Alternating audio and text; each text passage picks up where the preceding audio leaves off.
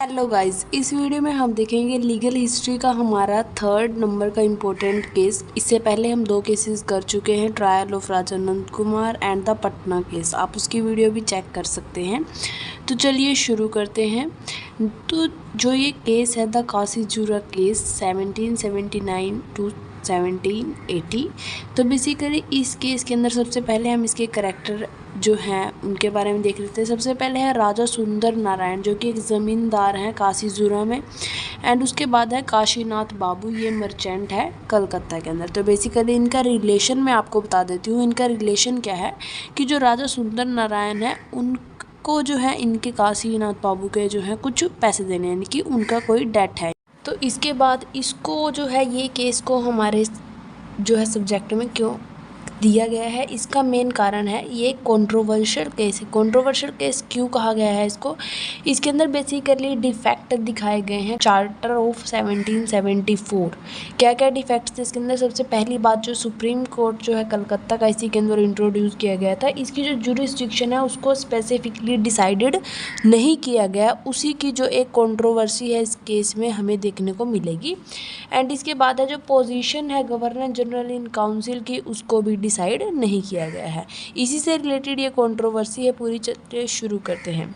तो बेसिकली सबसे पहले हम इसके फैक्ट्स देखते हैं। फैक्ट्स में होता क्या है कि राजा सुंदर नारायण जो एक ज़मींदार हैं, ये जो है डेट के अंदर है हमारे काशीनाथ बाबू के, ठीक है। तो बेसिकली लाइक उसके बाद होता क्या है कि ये जो डेट में है तो ये इनको बॉन्ड भी देते हैं। बॉन्ड जब वो एग्जीक्यूट नहीं करा पाते तो लास्ट में आके क्या करते हैं, काशीनाथ बाबू जो है इनके अगेंस्ट जो है केस दायर कर देते हैं। क्योंकि वो हर एक तरीके से हर एक तरीका अपना के देख चुके होते हैं, बट वो अपने पैसे जो हैं वो उनसे रिकवर नहीं कर पा रहे हैं। तो इसलिए वो उनके अगेंस्ट जो क्या है करते हैं, एक सिविल सूट दायर कर देते हैं सुप्रीम कोर्ट के अंदर 13 अगस्त 1779 के अंदर। ओके। इसके बाद सुप्रीम कोर्ट जो है इसके अगेंस्ट क्या करता है, राजा सुंदर नारायण के अगेंस्ट एक रिट इशू करता है। तो ये रिट इशू करते हैं। रिट क्या होती है? बेसिकली यहाँ पर रिट है कि राजा को अरेस्ट किया जाए, उनको अरेस्ट करके लाया जाए ताकि हम उनसे जो है डेट जो है ले सकें। क्योंकि जो काशीनाथ बाबू थे वो हर तरीके से हर एक हथकंडा अपना के देख चुके थे, बट उनके पैसे वापस नहीं आ रहे थे। तो बेसिकली होता क्या है, जैसे ही ये रिट इशू होती है इसके खिलाफ़ क्या होता है, जितने भी ज़मींदार होते हैं वो एक तरीके से अपना रिवोल्ट जो है वो शुरू कर देते हैं।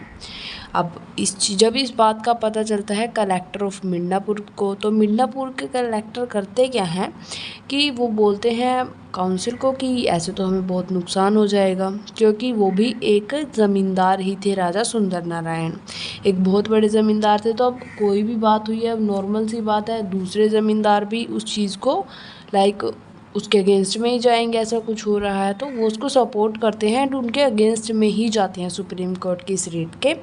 तो इसके बाद जो काउंसिल जो है क्या कहती है, काउंसिल बोलती है जितने भी ज़मींदार हैं कि अगर आपको सुप्रीम कोर्ट कुछ भी कहे आपको उस पर ध्यान ही नहीं देना है। तो यहीं पर जो काउंसिल जो है रिलीज़ करती है एक advisory that all land holder should not care about the actions of supreme court unless, यानी कि अगर वो खुद ही मानना चाहे तो फिर वो उसके लिए खुद जिम्मेवार है, हम उसमें कुछ भी अपनी जिम्मेवारी नहीं रखते। बट अगर आप हमारी बात मान रहे हो तो आप क्या करिए, आप मानिए ही मत। क्योंकि मैंने आपको शुरू में बताया कंट्रोवर्शियल केस है। यहाँ पर जो सुप्रीम कोर्ट की जो जुरिस्डिक्शन है उसके अंदर कुछ भी डिसाइडेड नहीं था कि गवर्नर जनरल एंड काउंसिल ऊपर है या सुप्रीम कोर्ट ऊपर है। कहाँ तक सुप्रीम कोर्ट जो है अपनी उसकी जुरिस्डिक्शन को एक्सरसाइज कर सकता है और कहाँ तक जो है काउंसिल अपनी जुरिस्डिक्शन को एक्सरसाइज कर सकती है। उसके बाद होता क्या, इसके बाद जो फर्स्ट रिट होती है, आपको जैसे कि काउंसिल ने बताया कि आप जो है इसकी तरफ ध्यान ही नहीं देंगे। तो ध्यान नहीं देंगे इसलिए क्या हुआ, फर्स्ट रिट जो कि सुप्रीम कोर्ट द्वारा दी गई थी वो अनएग्जीक्यूटेड होकर वापस हो जाती है। वो उसका कुछ लाइक वो एग्जीक्यूट ही नहीं हो पाती। उसके बाद सुप्रीम कोर्ट भी हार नहीं मानता, वो एक और अनदर रिट जो है इशू करता है राजा ऑफ कासीजुरा के खिलाफ, यानी कि राजा जो है सुंदर नारायण के खिलाफ। तो होता क्या है, आपकी बार वो क्या करता है 60 मैन्स अलोंग विद 1 शेरिफ उनको एग्जीक्यूट करने के लिए भेजता है ये रिट। होता क्या है कि ये तो वो अरेस्ट नहीं कर पाते हैं, उल्टा जो ज़मींदार है वो ही उनके खिलाफ जो है केस लगा देता है काउंसिल के अंदर कि इन्होंने ज़बरदस्ती हमारे घर में घुसे ये लोग, एंड इन्होंने मेरे सर्वेंट्स को भी इंजर्ड किया, फोर्सिबली मेरे घर के दरवाजे खिड़कियां तोड़ दी, सामान वामान इधर उधर तोड़ फोड़ की मेरे घर में। तो अब होता क्या है, वही बात चल रही है, कन्फ्लिक्ट चल रहा है सुप्रीम कोर्ट और काउंसिल के बीच में। तो ये जाता है काउंसिल के पास। तो काउंसिल क्या करती है, काउंसिल जो है कमांड करती है अपने ऑफिसर्स को कि जाइए और इन शेरिफ्स को और ये जो 60 लोग हैं इन्हें क्या कर लीजिए, आप अरेस्ट कर लीजिए। होता भी वही है, उनको अरेस्ट कर लिया जाता है और उनको कन्फाइन किया जाता है 3 दिन के लिए। उसके बाद उन्हें कलकत्ता जेल में, मतलब कलकत्ता भेज दिया जाता है एज अ प्रिजनर।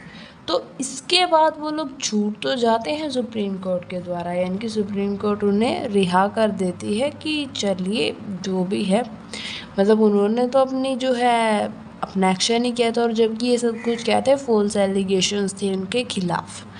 इसके बाद जो है काउंसिल बोलती है कि चलिए ये जो हो गया सो हो गया, बट इसके बाद आप कोई भी क्या करेंगे, एक्शन नहीं लिया जाएगा। काउंसिल ये बोलती है सुप्रीम कोर्ट को कि आप इस चीज़ में दखल अंदाजी मत कीजिए।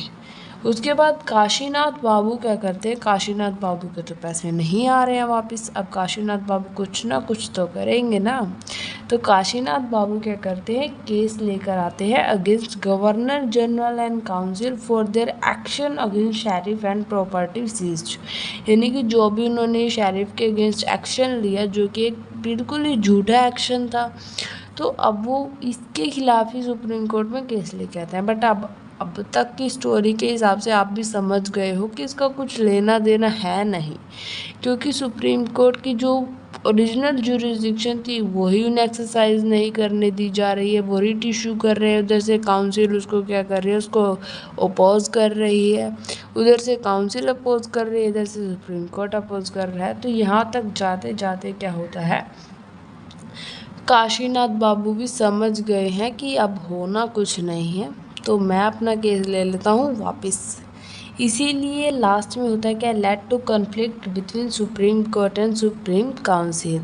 तो यही हमारा केस था, कासिजुरा केस। इसके अंदर एक कंट्रोवर्शियल केस बोला गया है इसको। इसके अंदर कंट्रोवर्सी है जुरिस्डिक्शन को लेकर सुप्रीम कोर्ट की, और जुरिस्डिक्शन को लेकर यानी कि पोजीशन को लेकर हमारे गवर्नर जनरल एंड काउंसिल की। तो आई होप आपको ये समझ में आया होगा। अगर कोई भी आपको इसके अंदर कोई भी प्रॉब्लम हो तो आप मुझे कमेंट कर सकते हैं। Thank you for watching.